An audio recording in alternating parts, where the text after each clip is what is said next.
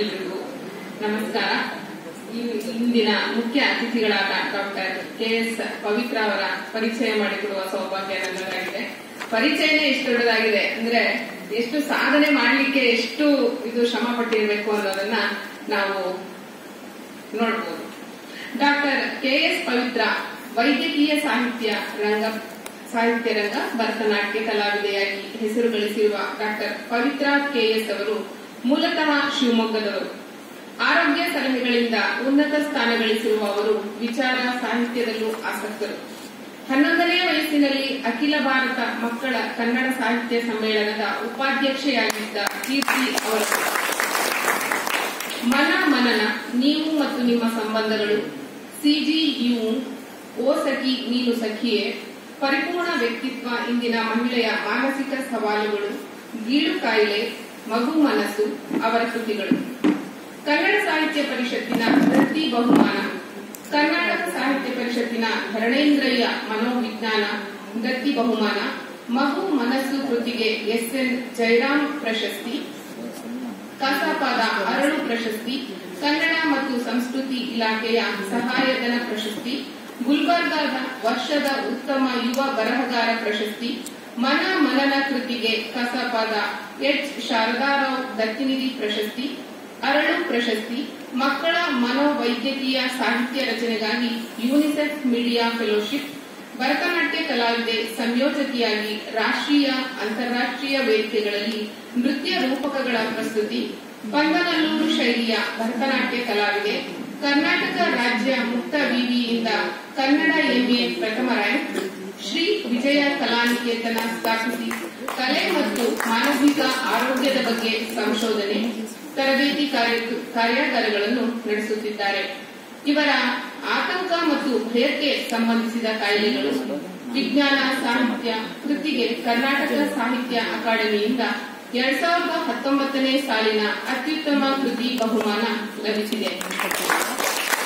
ನಮಗೆಲ್ಲರಿಗೂ ತಿಳಿದಿರುವಂತೆ ಭರತನಾಟ್ಯವು ತಮಿಳುನಾಡಿನ ನೃತ್ಯವಾಗಿದ್ದು ಪೌರಾಣಿಕ ಅರ್ಚಕ ಭರತ ಬರೆದ ರಂಗಭೂಮಿಯ ಪ್ರಾಚೀನ ಗ್ರಂಥವಾದ ನಾಟ್ಯಶಾಸ್ತ್ರಕ್ಕೆ ಹಿಂದಿರುಗುತ್ತದೆ.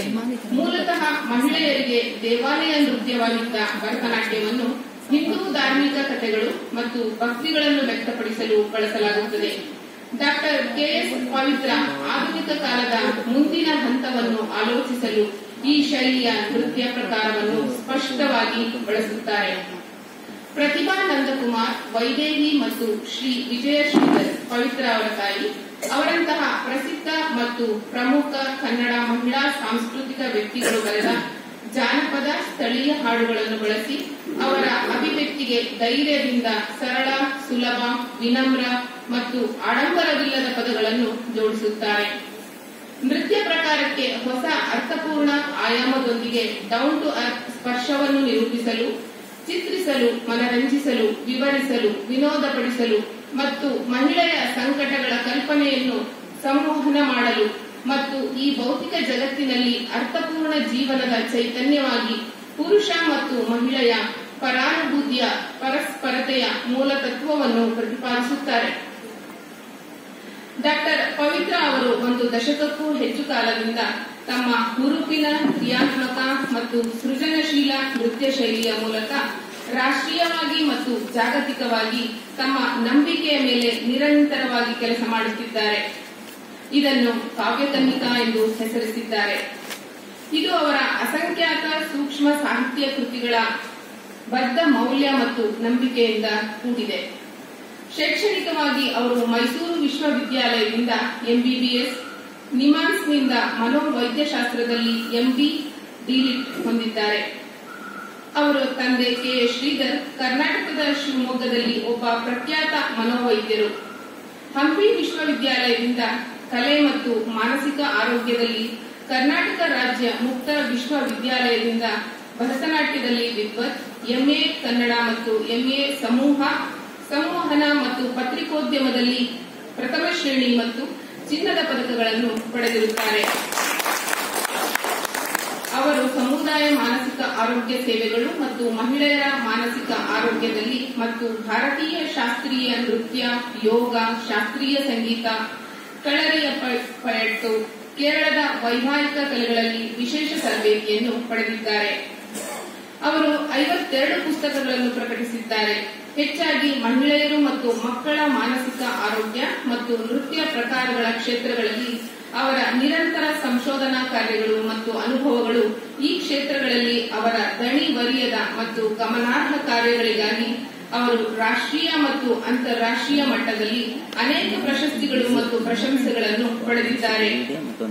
ಮಹಿಳೆಯರು ಮತ್ತು ಮಕ್ಕಳಲ್ಲಿ ಸೃಜನಶೀಲತೆ ಮತ್ತು ಮಾನಸಿಕ ಆರೋಗ್ಯದಲ್ಲಿ ಅವರ ಶ್ಲಾಘನೀಯ ಸಂಶೋಧನಾ ಕಾರ್ಯಕ್ಕಾಗಿ ಅನೇಕ ರಾಷ್ಟ್ರೀಯ ಮತ್ತು ಅಂತಾರಾಷ್ಟ್ರೀಯ ಫೆಲೋಶಿಪ್ಗಳು ವಿಶೇಷವಾಗಿ ಜಪಾನ್, ಹಾಂಗ್ಕಾಂಗ್, ಬೀಜಿಂಗ್, ಮೆಲ್ಬೋರ್ನ್ ಮತ್ತು ಮೊರಾಕೋದಿಂದ ನಿರಂತರವಾಗಿ ಅವರಿಗೆ ಸಲ್ಲುತ್ತಿವೆ.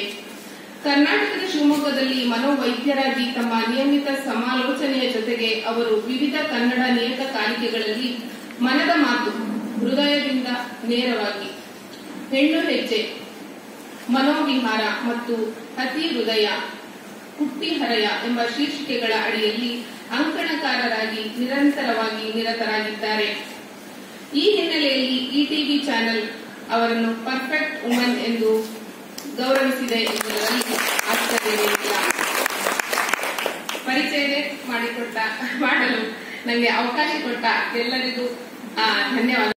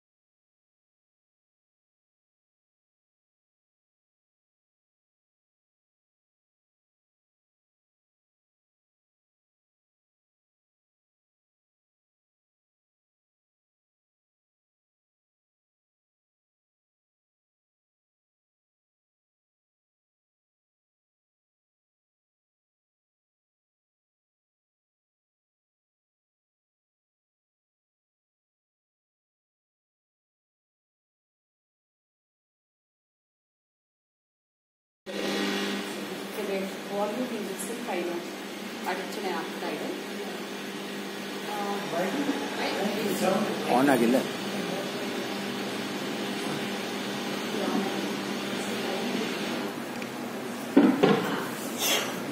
ಈಗ ಸರಿದೆ. ಕವಿತೆಯ ಸಾಲುಗಳು, ಸಾಹಿತ್ಯ ಸರಿಯಾಗಿ ಕೇಳಿಸ್ತಾ ಇಲ್ಲ ಅಂತ ಅಂದ್ಕೊಳ್ತೀನಿ. ಆದರೂ ಕೂಡ ಅದರ ಒಟ್ಟು ಅರ್ಥ ಅಭಿನಯ ಮುಖೇನ ನಿಮಗೆ ನೀವು ಗ್ರಹಿಸೋದಕ್ಕೆ ಸಾಧ್ಯ ಆಗಿದೆ ಅಂತಲೂ ನಾನು ಭಾವಿಸ್ತೀನಿ. ಅಂದ್ರೆ ನಮ್ಮ ಎದೆಯ ಗೂಡು ಒಳಗಡೆ ಬೇಕಾದಷ್ಟು ನಕಾರಾತ್ಮಕ ಭಾವನೆಗಳು, ಸಂತೋಷ ಎಲ್ಲವೂ ಕೂಡ ಸಕಾರಾತ್ಮಕ ಭಾವನೆಗಳನ್ನು ಒಳಗೊಂಡಂತೆ ಆ ಭಾವನೆಗಳನ್ನ ಒಂದು ಹಕ್ಕಿಗಳ ರೀತಿಯಲ್ಲಿ ಅವರು ಅದನ್ನ ಕಲ್ಪಿಸ್ಕೊಂಡಿದ್ದಾರೆ. ಆ ಹಕ್ಕಿಗಳೆಲ್ಲವನ್ನ ನಮ್ಮ ಎದೆ ಗೂಡಿನೊಳಗಡೆ ಕಟ್ಟ ಹಾಕಿದ್ರೆ, ಮನಸ್ಸಿನೊಳಗೆ ಕಟ್ಟ ಹಾಕಿದ್ರೆ ಅವುಗಳಿಗೂ ಸೆಕೆಯಂತೆ, ನಮಗೂ ಒತ್ತಿ ಬರ್ತಾ ಇದೆಯಂತೆ ಒತ್ತಡ. ಹಾಗಾಗಿ ಅವರು ಹೇಳೋದು ಅದನ್ನ ಹೊರಗಡೆ ಬಿಡು, ಆ ಭಾವನೆಗಳು ಸ್ವಚ್ಛಂದವಾಗಿ ತಿರುಗಾಡ್ಕೊಂಡಿರ್ಲಿ ಅಂದ್ರೆ ಮತ್ತೊಬ್ಬರ ಜೊತೆಗೆ ಸಾಮಾಜಿಕ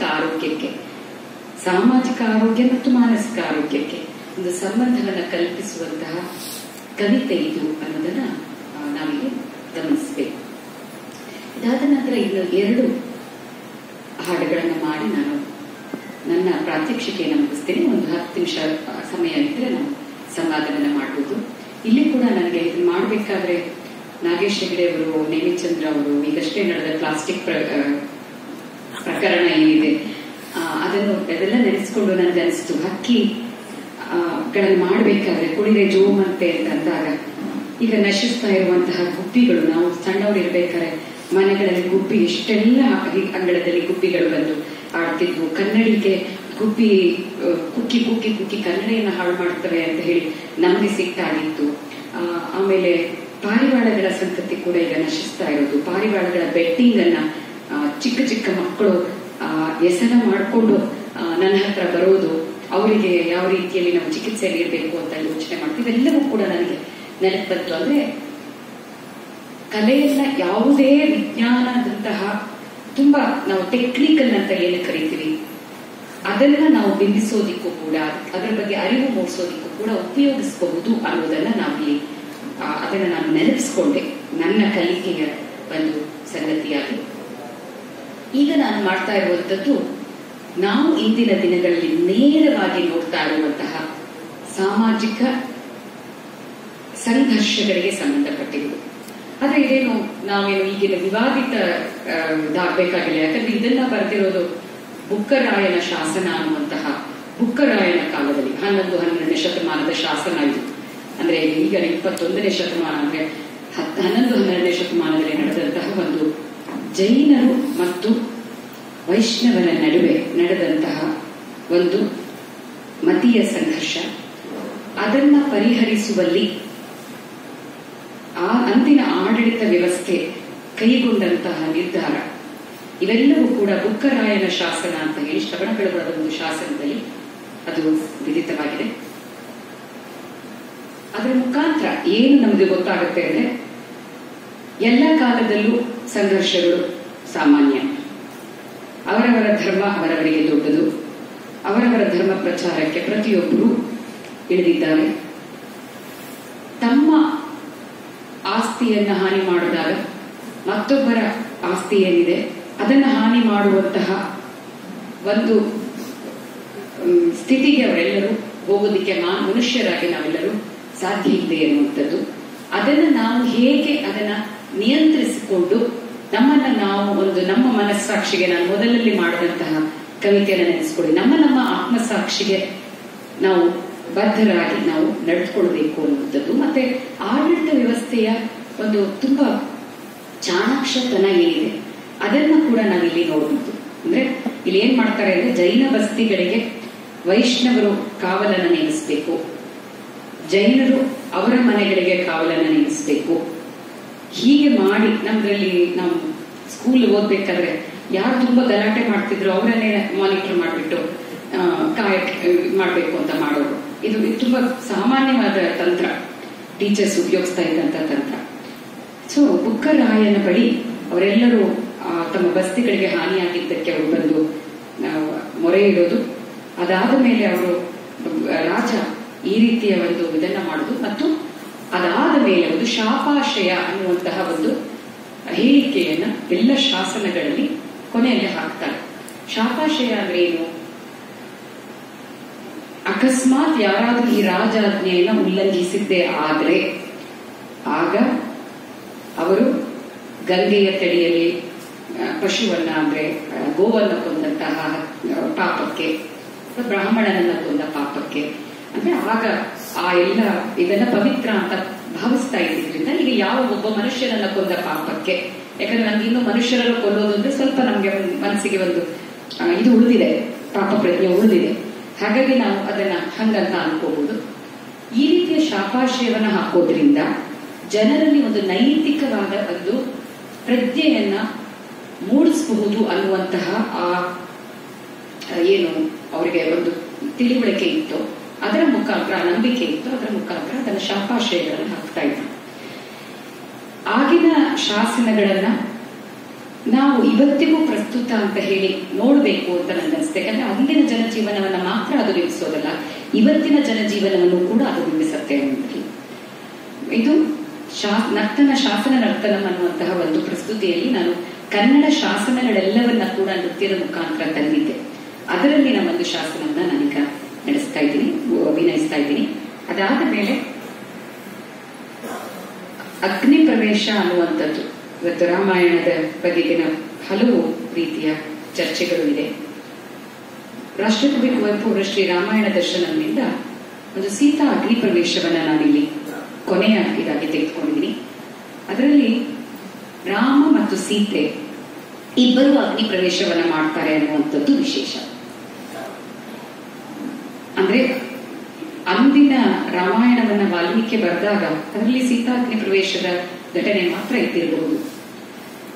ಇವತ್ತು ಅಕಸ್ಮಾತ್ ರಾಮ ಸೀತೆಯರು ಇದ್ದಿದ್ರೆ, ಅಥವಾ ನಮ್ಮೆಲ್ಲರಲ್ಲಿ ತುಂಬಾ ಜನ ರಾಮ ಸೀತೆಯರು ಇದ್ದಿರಬಹುದಾದ್ರಿಂದ, ದಾಂಪತ್ಯ ಅನ್ನುವಂಥದ್ದು ಇವತ್ತಿಗೂ ಇರೋದ್ರಿಂದ ಅಕಸ್ಮಾತ್ ರಾಮ ಸೀತೆಗೆ ನೀನು ಅಗ್ನಿ ಪ್ರವೇಶ ಮಾಡಿ ನಿನ್ನ ನಿಷ್ಠೆಯನ್ನ, ನಿನ್ನ ಶೀಲವನ್ನ ನಿರೂಪಿಸಬೇಕು ಅಂತ ಹೇಳಿದ್ರೆ, ಸೀತೆ ಸಹಜವಾಗಿ ಆತನನ್ನ ಕೇಳಿರ್ತಾಳೆ, ನೀನು 1 ವರ್ಷ ಪೂರ್ತಿ ನಾನು ಅಶೋಕವನದಲ್ಲಿದ್ದಾಗ ನೀನು ಇದ್ದೆ, ಆವಾಗ ನೀನು ಯಾರ ಜೊತೆಗೆ ಹೋಗಿದ್ಯೋ ಏನು ಅಂತ ನನಗೆ ಗೊತ್ತಿಲ್ಲ, ಹಾಗಾಗಿ ನೀನು ನಿರೂಪಿಸು ಅಂತ ಹೇಳುವಂತಹ ಸಾಧ್ಯತೆ ಇತ್ತು ಅಂತ ಕುವೆಂಪು ಅವರು ಅದರ ಅನುಬಂಧಗಳು ಅನ್ನುವಂತಹ ಒಂದು ಇದನ್ನ ಕುಪ್ಪಳ್ಳಿಯ ಕುವೆಂಪು ಪ್ರತಿಷ್ಠಾನ ತಂದಿದೆ. ಅದರಲ್ಲಿ ಕುವೆಂಪು ಅವರು ಹೇಳಿದ್ದಾರೆ, ಈ ಪ್ರಸಂಗವನ್ನ ಯಾಕೆ ತಂದ್ರಿ ನೀವು, ಸೀತಾ ಅಗ್ನಿ ಪ್ರವೇಶದ ಜೊತೆಗೆ ರಾಮನ ಅಗ್ನಿ ಪ್ರವೇಶವನ್ನ ಯಾಕೆ ತಂದ್ರಿ ಅಂತ ಕೇಳಿದಾಗ ಕುವೆಂಪು ಅವರು ಹೇಳಿದ್ದಾರೆ ಏನಂದ್ರೆ, ಇದು ಸಹಜವಾದ ಪ್ರಶ್ನೆ, ಯಾವುದೇ ಹೆಣ್ಣು ಎತ್ತುವಂತಹ ಪ್ರಶ್ನೆಯಾಗಿತ್ತು ಅನ್ನುವ ಕಾರಣಕ್ಕೆ ನೈತಿಕ ನಿಯಮಗಳಿರಬಹುದು, ಮೌಲ್ಯಗಳಿರಬಹುದು, ಹೇಗೆ ಸ್ತ್ರೀಗೆ ಅನ್ವಯ ಆಗುತ್ತೋ ಅದೇ ರೀತಿಯಲ್ಲಿ ಪುರುಷನಿಗೂ ಅನ್ವಯ ಆಗಬೇಕು ಅನ್ನೋದನ್ನ ನಿರೂಪಿಸೋದಕ್ಕೆ ತಾನು ಆ ಪ್ರಸಂಗವನ್ನ ಆ ರೀತಿಯಲ್ಲಿ ನನ್ನ ಕಲ್ಪನೆಯಲ್ಲಿ ಇದು ಮಾಡಿದ್ದೀನಿ ಅಂತ ಅವರು ಹೇಳಿದ್ದಾರೆ. ಹಾಗಾಗಿ ಇದು ಒಂದು ಸಾಮಾಜಿಕ ಆರೋಗ್ಯ, ನೈತಿಕ ಆರೋಗ್ಯ, ಮಾನಸಿಕ ದೈಹಿಕ ಆರೋಗ್ಯ ಇವೆಲ್ಲಕ್ಕೂ ಸಂಬಂಧಿಸಿದಂತಹ ಒಂದು ಪ್ರಶ್ನೆ ಅನ್ನುವಂತ ದೃಷ್ಟಿಯಿಂದ ನಾನು ಅದನ್ನ ಇವತ್ತಿನ ಕೊನೆಯ ಪ್ರಸ್ತುತಿಯಾಗಿ ನಾನು ಮಾಡ್ತಾ ಇದ್ದೀನಿ. ಶಾಸನ ಮೊದಲು ಉಕ್ಕರಾಯಣ ಶಾಸನ, ಅದಾದ ನಂತರದಲ್ಲಿ ಸೀತಾರಾಮ ಅಗ್ನಿ ಪ್ರವೇಶ.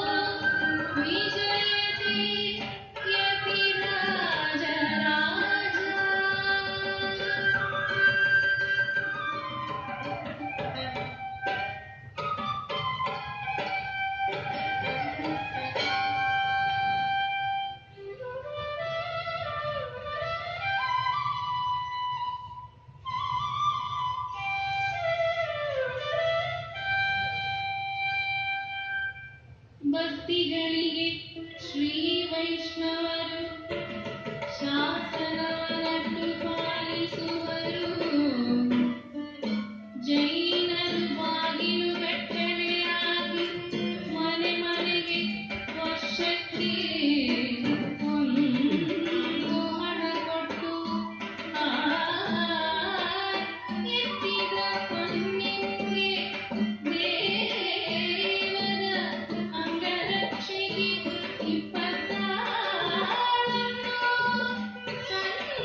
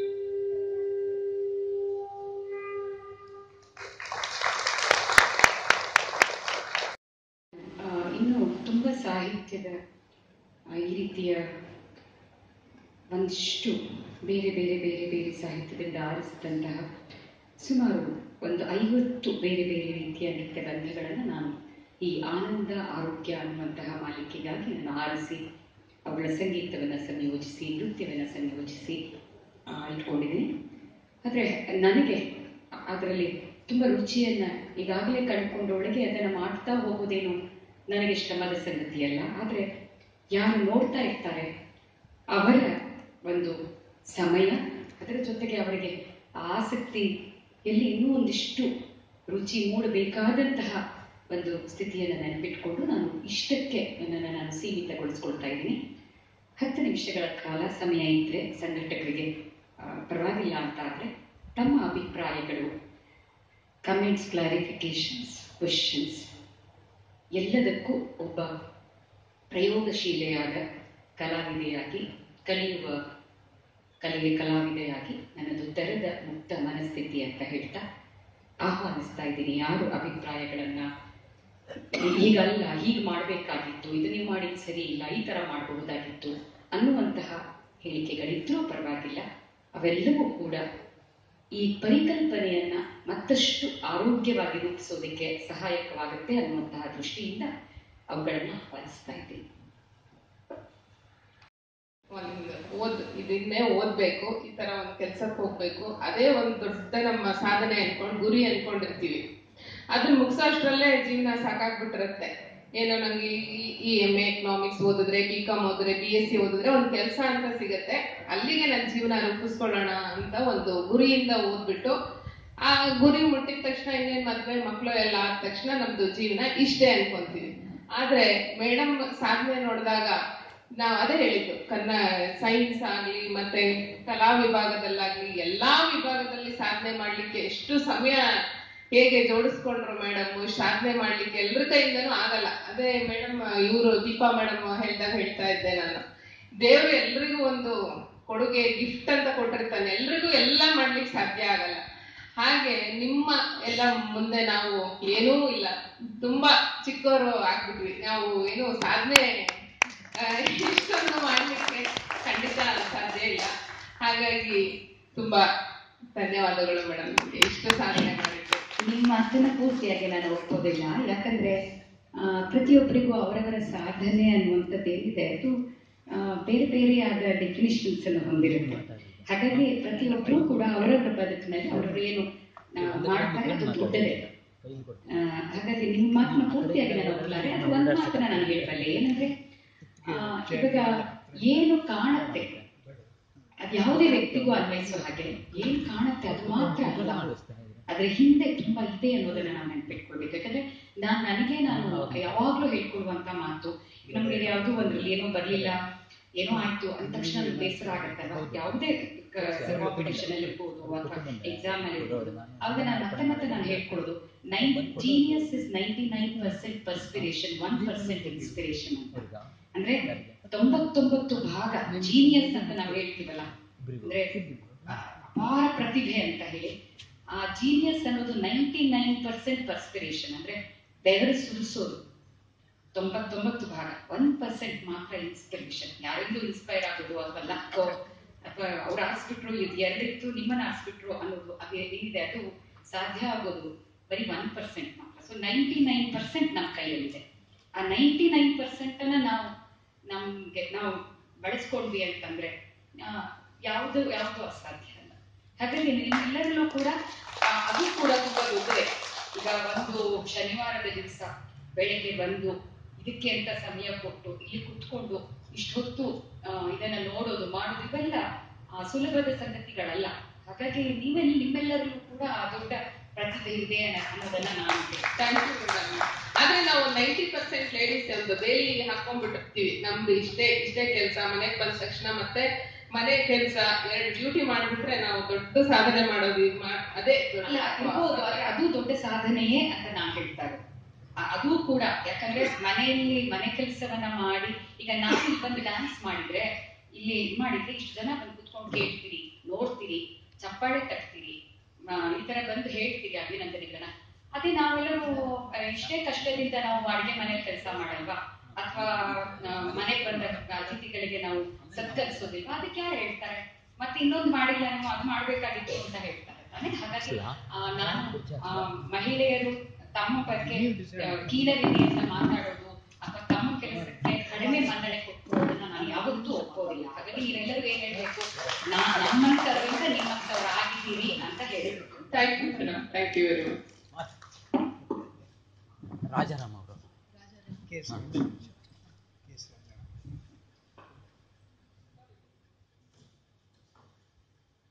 ಹಲೋ, ನಾನು ರಾಜಾರಾಮ್ ಅಂತ ಬೆಂಗಳೂರಲ್ಲಿ ಇದ್ದೀನಿ. ಬಟ್ ಬಹಳ ಹತ್ತಿರದ ಸಂಬಂಧ ಆಗತ್ತೆ ನನಗೆ. ನಾನು ಬಹಳವಾಗಿ ಚಿಕ್ಕಂದಿನ ನೋಡಿ ಬೆಳೆದಂಥ ಮನುಷ್ಯ. ನಾನು ಒಂದು ನಿಮಿಷ ಎಕ್ಸ್ಟ್ರಾ ತಗೊಳ್ತೀನಿ. ಕಾರಣ ಅಂದರೆ ನಾನು ಮಾತಾಡೋದು, ಅವ್ರ ಬಗ್ಗೆ ನನಗೆ ತುಂಬ ಪರಿಚಯ ಇದೆ, ನಿಮ್ಗೆ ಯಾರಿಗೂ ಬಹಳ ಜನಕ್ಕೆ ಪರಿಚಯ ಇಲ್ಲದೆ ಇರ್ಬೋದು ಅಂತ. ಈ ಸಾಧನೆಗೆ ಮೂಲವಾಗಿರ್ತಕ್ಕಂಥವ್ರು ಇನ್ನೂ 2, 3, 4 ಜನ ಇದ್ದಾರೆ. ಅವ್ರ ಹೆಸರು ನೀವೇ ಹೇಳಿದ್ರು ಪರವಾಗಿಲ್ಲ. 2 ಜನ ಸಿಸ್ಟರ್ಸ್, ತಾಯಿ ತಂದೆ ಕೂಡ ಸಾಲದೇ ಇದ್ದಿದ್ದಕ್ಕೆ ಇಡೀ ಹಿಸ್ಟ್ರಿ ಇದೆ, ತುಂಬಾ ಜನ ಗೊತ್ತಿದೆ. 2 ಸಂಕ್ಷಿಪ್ತ ನೀವೇ ಹೇಳ್ಬಿಡಿ, ನಿಮ್ಮ ಸಿಸ್ಟರ್ಸ್ ಕಾಂಟ್ರಿಬ್ಯೂಷನ್ ನಿಮ್ಮ ಬೆಳವಣಿಗೆಯಲ್ಲಿ, ತಾಯಿಯವರ ಕಾಂಟ್ರಿಬ್ಯೂಷನ್, ತಂದೆಯವರ ಕಾಂಟ್ರಿಬ್ಯೂಷನ್, ಮಲೆನಾಡಿನ ಒಂದು ಪ್ರಭಾವ. ಡಾಕ್ಟರ್ ಕೆ ಎಸ್ ಚೈತ್ರ ನನ್ನ ಅಕ್ಕ, ಡಾಕ್ಟರ್ ಕೆ ಎಸ್ ಶುಭ್ರತಾ ನನ್ನ ತಂಗಿ. Doctor K S Chaitra dentist, ಬೆಂಗಳೂರಿನ ಸಹಕಾರ ನಗರದಲ್ಲಿ ಇರ್ತಾಳೆ ಮತ್ತು ಅವಳು ದೂರದರ್ಶನ ಚಂದನ ವಾಹಿನಿಯಲ್ಲಿ ಪ್ರತಿ ವಾರ ಆರೋಗ್ಯ ಕಾರ್ಯಕ್ರಮಗಳಲ್ಲಿ ಕಾಣಿಸ್ಕೊಳ್ತಾಳೆ. ನನ್ನ ತಂಗಿ ಡಾಕ್ಟರ್ ಶುಭ್ರತಾ ನನ್ನ ಹಾಗೆ ಮನೋವೈದ್ಯೆ. ನಾವು ಮೂವರು ಸಾಹಿತ್ಯ, ನೃತ್ಯ ಮತ್ತು ಸಂಗೀತ ಈ ಮೂರರಲ್ಲೂ ನಮಗೆ ತರಬೇತಿಯನ್ನು ನಮ್ಮ ಅಪ್ಪ ಅಮ್ಮ ನಮ್ಮ ಬಾಲ್ಯದ ಅಂಗವಾಗಿ ಕೊಟ್ಟಿದ್ದಾರೆ. ಅಂದ್ರೆ ಅದನ್ನ ನಾವು ಒಂದು ಸಂದೇಶವಾಗಿ, ಒಂದು ಕೌಟುಂಬಿಕ ಆರೋಗ್ಯದ ಸಂದೇಶವಾಗಿ ಇದಕ್ಕೆ ಮಾರ್ಪಡಿಸ್ಕೊಳ್ಳೋದಾದ್ರೆ, ನಮ್ಮ ಅಪ್ಪ ಅಮ್ಮ ನಮ್ಗೆ ಹೇಳ್ತಾ ಇರೋದು ನೀವು ಡಾಕ್ಟರ್ ಆಗ್ಬೇಕು, ಇಂಜಿನಿಯರ್ ಆಗ್ಬೇಕು ಅಂತಲ್ಲ, ನೀವು ಒಳ್ಳೆಯ ವ್ಯಕ್ತಿಗಳಾಗ್ಬೇಕು, ನೀವು ಬೇರೆಯವರು ಇಷ್ಟಪಡುವ ರೀತಿಯಲ್ಲಿ ನಿಮ್ಮ ನಡವಳಿಕೆ ಇರಬೇಕು.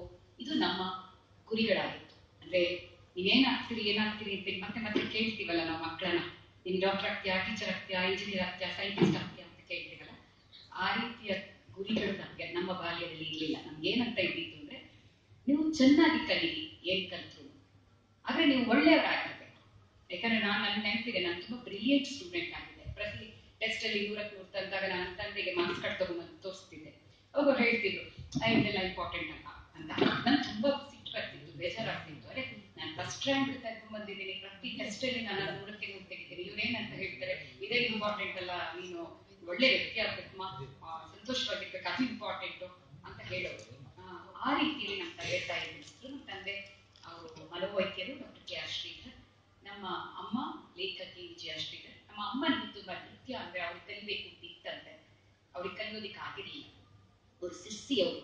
ಹಾಗಾಗಿ ಸಿರ್ಸಿಯಲ್ಲಿ ಈ ಕರ್ನಾಟಕ ಸಂಗೀತ ಅಥವಾ ಭರತನಾಟ್ಯದ ಇದು ತುಂಬಾ ಕಡಿಮೆ.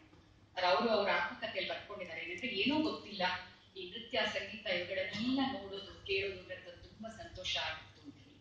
ಹಾಗಾಗಿ ಅವರು ಅದನ್ನ ಇದು ಮಾಡಿದ್ರು. ಮನೋವೈದ್ಯರಾಗಬೇಕು, ವೈದ್ಯರಾಗಬೇಕು ಅಥವಾ ಕಲಾವಿದರಾಗಬೇಕು, ಯಾವುದು ನಮ್ಗೆ ನಮ್ಮ ಅಪ್ಪ ಅಮ್ಮ ಹಾಕೊಟ್ಟಂತ ಗುರಿಗಳಲ್ಲ. ಅವ್ರು ಹೇಳಿದ್ರು, ನಮ್ಮ ತಂದೆದು ನರ್ಸಿಂಗ್ ಹೋಮನ್ನ ಈಗ ನಾನು ಮತ್ತೆ ನನ್ನ ತಂಗಿ ನಡೆಸ್ತೀವಿ ಪೂರ್ತಿಯಾಗಿ.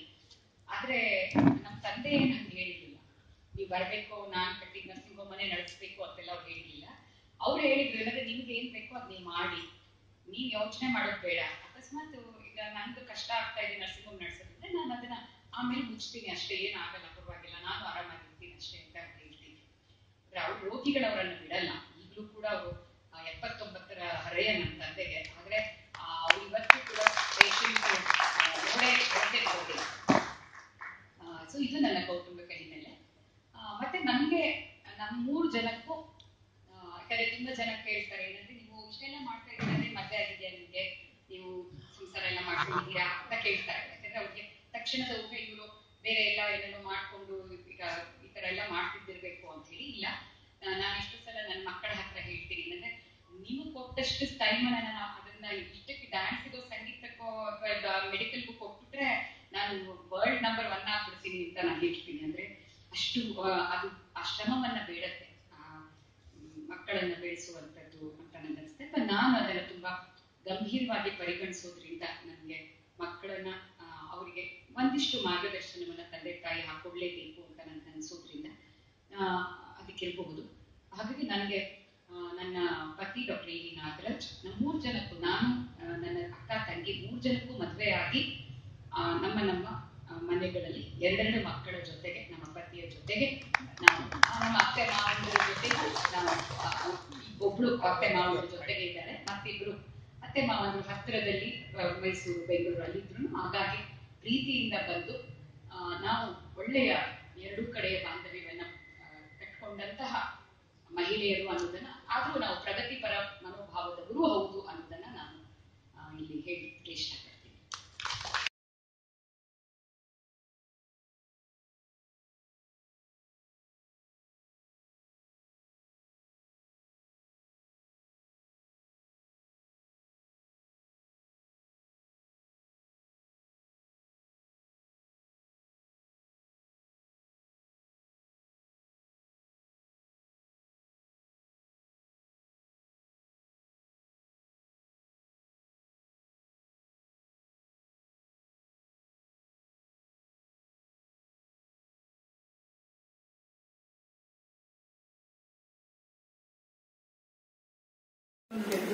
ಕನ್ನಡ ಸ್ತ್ರೀ ಲೋಕಕ್ಕೆ ಮೇರು ಮೆಟ್ಟಿಸಲು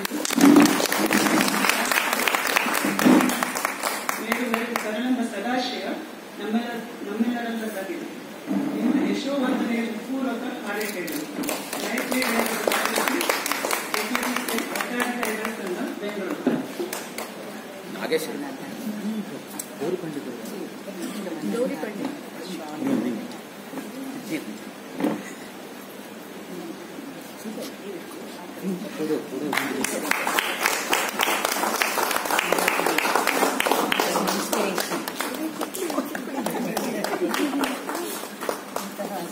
ಬನ್ನಿ ಸರ್, ನೀವು ಬನ್ನಿ. ಸನ್ಮಾನಕ್ಕೆ ನೀವು ಮಾಡಿಸ್ಕೊಬೇಕಾಗುತ್ತೆ, ಎಕ್ಸ್ಪೀರಿಯನ್ಸ್ ಆಗ್ತದೆ.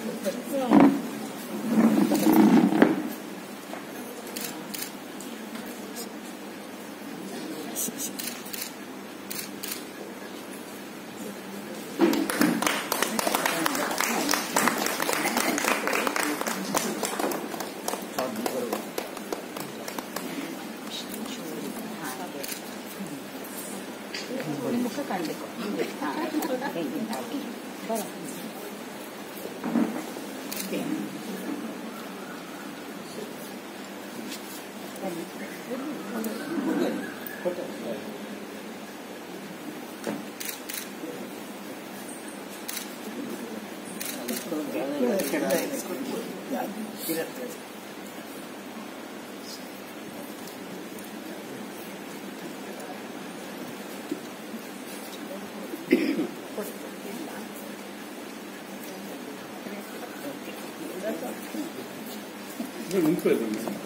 ಸ್ವಲ್ಪ ಆಗ್ತದೆ.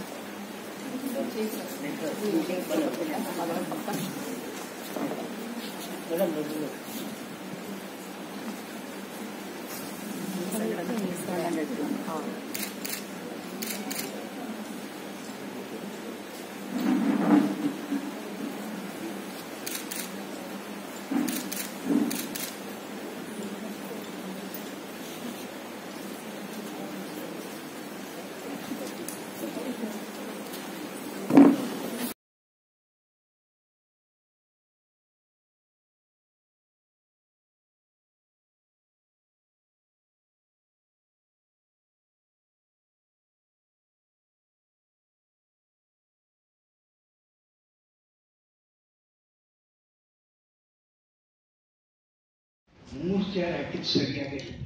ಎಲ್ಲ ತುಂಬಾ ಮುಂದೆ ಸಾಧಕಿಯರೆಲ್ಲ ಕಡೆ ಕಾಣ್ತಾ ಇದ್ದಾರೆ. ಅಲ್ಲಿ ವತ್ಸಲ ಇದ್ದಾರೆ, ಅಲ್ಲಿ ಕಲ್ಪನಾ ಇದ್ದಾರೆ, ಅನೇಕ ಸಾಧಕಿಯರು ಬಂದಿದ್ದಾರೆ, ಸಾಧಕರು ಇದ್ದಾರೆ. ಅಂತಾರಾಷ್ಟ್ರೀಯ ಖ್ಯಾತಿಯ ಡಾಕ್ಟರ್ KS ರಾಜಾರಾಮ್ ಇಲ್ಲಿದ್ದಾರೆ. ಆ ಒಂದರ್ಥದಲ್ಲಿ ಈಗ ಕಾವ್ಯ, ಸಂಗೀತ, ನೃತ್ಯದ ತ್ರಿವೇಣಿ ಸಂಗಮವನ್ನು ಪ್ರದರ್ಶನ ಮಾಡಿದ ಡಾಕ್ಟರ್ KS ಪವಿತ್ರ ಅವರ ರಸಮಯ ಕ್ಷಣಗಳ ನಂತರ ನಾನು ಸ್ವಲ್ಪ ಒಣ ಮಾತಾಡ್ತಾ ಇದ್ದೀನಿ ಅಂತ ಅನಿಸುತ್ತೆ, ಕ್ಷಮಿಸಬೇಕು. ಆದರೆ ಕೆಲವೊಂದು ಮಾಹಿತಿಗಳು ಬಿಟ್ಟು ಹೋಗಿದ್ದಾವೆ. ಇವತ್ತು ಕಳೆದ ವಾರ ಸುಧಾದಲ್ಲಿ ದೀಪಾ ಅಜಯ್ ಬಗ್ಗೆ ಒಂದು ಲೇಖನ ಬಂತು, ಅವರು ಹೇಗೆ ಸಾಧನೆ ಮಾಡಿದ್ರು ಅಂತ. ಅದನ್ನು ನೋಡಿದ ತಕ್ಷಣ ಗಾಯತ್ರಿ ಅವರು ನಾವು ಒಬ್ಬರನ್ನು ಸನ್ಮಾನ ಮಾಡಬೇಕು ಅಂತ ಕ್ವಿಕ್ ರಿಯಾಕ್ಷನ್ ಅನ್ನೋದು ಅದು. ಅದೇ ಟೈಮ್ನಲ್ಲಿ ನೇಮಿಚಂದ್ರ ಅವರು ಅಲ್ಲೆಲ್ಲೋ ಇಂಡೋನೇಷ್ಯಾದ ಆಚನ ಗುನಾಂಗ್ ಭವನ್ ಅಂತ ಆ ಊರಿಗೆ ಹೋಗಿ ಅದ್ರ ಬಗ್ಗೆ ಬರೀತಾ ಇದ್ರು. ಅದು ಎಷ್ಟು ಕ್ವಿಕ್ ಅಂದ್ರೆ ಮೊನ್ನೆ ಫೆಬ್ರವರಿ ತಿಂಗಳಲ್ಲಿ ವಿಜ್ಞಾನಿಗಳು ಆ ವಿಷಯಕ್ಕೆ ಮಾತಾಡ್ತಾ ಇದ್ರು, ಒಂದೊಂದು ಅಪೂರ್ವ ಜಾಗ ಇದೆ ಅಂತ. ಇವರು ತಕ್ಷಣ ನಾವು ಹೋಗ್ಬೇಕು ಅಂತ ಹೇಳಿ ಹೋಗಿ ಬಹುಶಃ ಇಂಡೋನೇಷ್ಯಾದಲ್ಲೂ ಇಲ್ಲದೆ ಹೋದಷ್ಟು ಮಾಹಿತಿಯನ್ನ ಆದಿ ದೇಶದವರಿಗೆ ಕೊಟ್ಟು ಅದನ್ನ ಕನ್ನಡದವರಿಗೆ ಕೊಟ್ಟಲ್ಲ, ಅದ್ಭುತವಾದ. ಅದನ್ನ ಮಾಡ್ತಾ ಇರಬೇಕಾದ್ರೆ ನಾನು ಚಿಕ್ಕದಾಗಿ ರಿಕ್ವೆಸ್ಟ್ ಮಾಡಿಕೊಂಡೆ, ಹೀಗೆ ದೀಪಾ ಅಜಯ್ಗೆ ಸ್ವಲ್ಪ ಸನ್ಮಾನ ಮಾಡಬೇಕು ಅಂತಿದ್ದಾರೆ, ಬಂದು ಮಾಡ್ತೀರಾ ಅಂತ ಹೇಳಿ. ತಕ್ಷಣ ಒಪ್ಕೊಂಡ್ರು. ಹಾಗಾಗಿ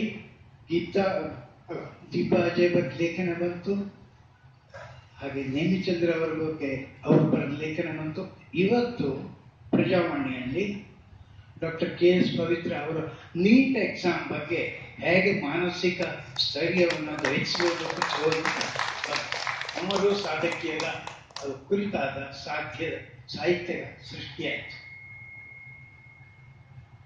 ಡಾಕ್ಟರ್ KS ಪವಿತ್ರಾಗ ನಾವು ಈ ಕಾರ್ಯಕ್ರಮ ಮಾಡ್ತೀವಿ, ಸನ್ಮಾನ ಮಾಡ್ತೀವಿ ಅಂತ ಗೊತ್ತಿರಲಿಲ್ಲ. ನಿನ್ನೆ ರಾತ್ರಿ ಅವರು ಟ್ರೈನ್ ಹತ್ತಿ ಬೆಳಗ್ಗೆ ಬಂದು ವೇಷ ಬದಲಿಸ್ಕೊಂಡು ಆ ಹೊತ್ತಿನಲ್ಲೇ ತಾಯಂದಿರ ಬಗ್ಗೆ, ಯಾಕಂದ್ರೆ ಇವತ್ತು ಸನ್ಮಾನ ಇತ್ತಲ್ಲ, ಅಷ್ಟು ಕ್ವಿಕ್ ಆಗಿ ಮಾತೃತ್ವದ ಬಗ್ಗೆ, ತಾಯಂದಿರ ಬಗ್ಗೆ ಒಂದು ವಿಶೇಷ ನೃತ್ಯವನ್ನು ರೂಪಿಸಿ ತೋರಿಸಿದ್ರಲ್ಲ, ಆ ಕ್ವಿಕ್ನೆಸ್, ಆ ಅಲರ್ಟ್, ಸಮಯಕ್ಕೆ ಸ್ಫೂರ್ತಿಯನ್ನ ನಾವು ಪಡೆಯೋದಷ್ಟೆಲ್ಲ ಜನಕ್ಕೂ ಕೊಡುವಂತ ಅದ್ಭುತವಾದ ಕೆಲಸ ಇವತ್ತು ನಡೆದಿದೆ. ಮುಖ್ಯವಾಗಿ ಗಾಯತ್ರಿಯವರು ಅವರ KPTCL ಲೆಕ್ಕಾಧಿಕಾರಿಗಳ ಸಂಘ ತುಂಬಾ ಉತ್ತಮವಾದ ಕಂಟ್ರಿಬ್ಯೂಷನ್ ಮಾಡ್ತಾ ಇದೆ. ಡಾಕ್ಟರ್ ಪವಿತ್ರ ತಾನು ಹೇಳ್ದಂಗೆ ಸಮಾಜಕ್ಕೆ ಇವೆಲ್ಲ ಬೇಕಾದಂತಹ ಕಾರ್ಯಕ್ರಮಗಳು ನಮಗೆ KPTCL ಲೆಕ್ಕಾಧಿಕಾರಿಗಳಂತಹ ಸಂಘಟನೆಗೂ ಕೂಡ ನಮಗೆ ಸಹಾಯಕ ಆಗ್ತವೆ. ಇಂಥ ವಿಚಾರಗಳನ್ನ ಪ್ರಸಾರ ಮಾಡುವುದು. ಅವರು ಕೇವಲ ಇಲ್ಲಷ್ಟೇ ಅಲ್ಲ, ಪ್ರತಿ ತಿಂಗಳಿಗೆ ಒಂದೊಂದು ಶನಿವಾರ ದಿವಸ ಇಲ್ಲಿ ಕಾರ್ಯಕ್ರಮ ಮಾಡ್ತಾರೆ. ಅಲ್ಲಿ ಸಿರ್ಸಿಯಲ್ಲಿ ಗಾಯತ್ರಿ ಗೆಳೆಯರ ಸಂಘ ಅಂತ ಅಲ್ಲಿ ಹೋಗಿ ಅಲ್ಲಿಯ ಸ್ಥಳೀಯರಿಗೆ ಬೆಂಗಳೂರಿನ ಅಥವಾ ಬೇರೆ ಬೇರೆ ಕನ್ನಡದ ಪ್ರತಿಭಾವಂತರನ್ನ ಪರಿಚಯಿಸುವಂತ ಕೆಲಸ ಮಾಡ್ತಾ ಇದ್ದಾರೆ. ಇವರಿಗೆ ಹಾಗೂ ಶ್ರೀಮತಿ ಗಾಯತ್ರಿ ಅವರಿಗೆ ಮತ್ತು ನಿಮ್ಮೆಲ್ಲರಿಗೂ ಕೂಡ ನನ್ನ ವಿಶೇಷ